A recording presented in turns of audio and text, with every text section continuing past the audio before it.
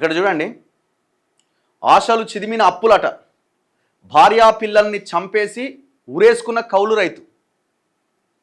1,20,00,000 అప్పు తీర్చలేక దారుణమట, చనిపోయి మొత్తం ఫ్యామిలీ కథం. గంగల నరసింహులు హేమలత భార్యాభర్తలు సాయి నిహాల్ సాహితీశ్రీ. ఏం ఘోరం అసలు ఇది. మామిడి తోటను కౌలుకు తీసుకున్నట ఒక రైతు. ఆ కుటుంబానికి 6 ఏండ్లుగా అప్పులే మిగిలినాయట. వాటిని తీర్చే క్రమంలో అలసిపోయిన కుటుంబ పెద్ద భార్య 2 పిల్లలను 10 అడుగుల లోతున్న నీటి సంపులో వేసి ఆయన కూడా ఆత్మహత్య చేసుకుండు.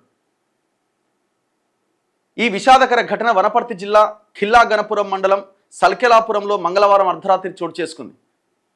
సల్కెలాపురం శివారులో హైదరాబాద్ వాసి అయిన శ్రీనివాసరావుకు చెందిన 52 ఎకరాల మామిడి తోటను మహబూబ్ నగర్ జిల్లా దేవరకద్ర మండలం డోకూరుకు చెందిన గంగుల నరసింహులు 40 ఏండ్లే పాపం ఆయన వయసు కూడా 6 ఏండ్లుగా లీజుకు తీసుకుంటున్నాడు. భార్య ఎల్లమ్మ అలియాస్ హేమలత, కుమారుడు సాయి నిహాల్, కుమార్తె సాహితీశ్రీ కలిసి అక్కడే ఉంటున్నాడు. వాళ్ళతో కలిసి ఈ ఏడాదికి చెందిన 15 లక్షల కౌలు డబ్బులు చెల్లించి మరో 10 లక్షల పెట్టుబడి పెట్టినట. 6 ఏండ్లుగా నష్టాలు వస్తుండడంతో డోకూరులో అత్తగారి ఊరైన గద్వాలలో 60 లక్షల వరకు అప్పులు చేసినట. అవి క్రమంగా పెరుగుతూ వచ్చినాయి. 1,20,00,000కు చేరడంతో అప్పులిచ్చిన వారి వద్ద నుంచి ఒత్తిళ్లు పెరిగినాయి. దాంతో స్వగ్రామంలోని ఇంటిపై రుణం తీసుకొని కొంతవరకు చెల్లించారు. ప్రస్తుతం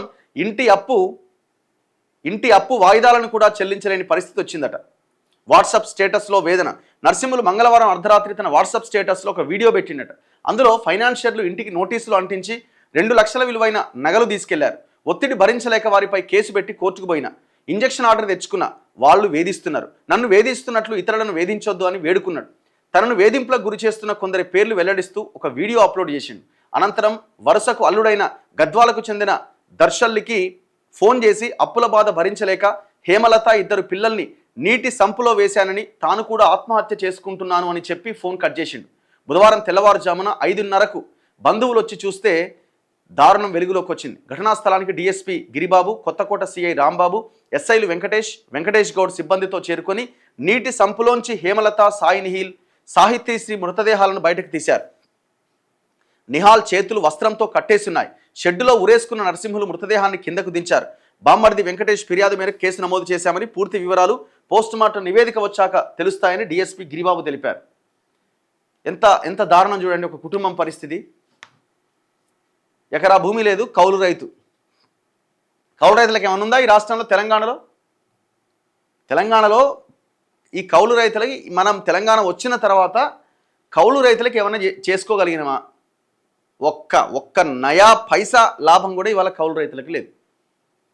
అసలు ఈ టోటల్ తెలంగాణలో ఉన్న భూమిని ఎవరు సాగు చేస్తున్నారు?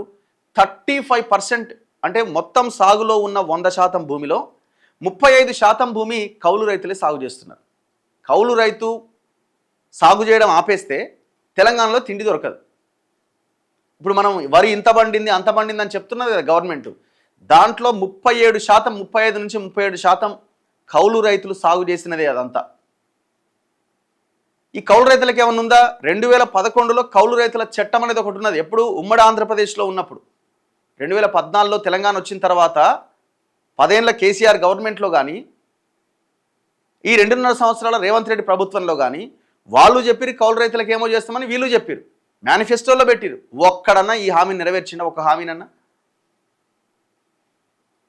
భూమి ఉన్నోళ్ళకు కనీసం రైతు బంధు అన్న పడుతున్నది, కానీ భూమి లేని నిరుపేదలకు కౌలు రైతులకు ఏమొస్తున్నది? నయా పైసా ఇది లేదు. అంత పేదలే కదా.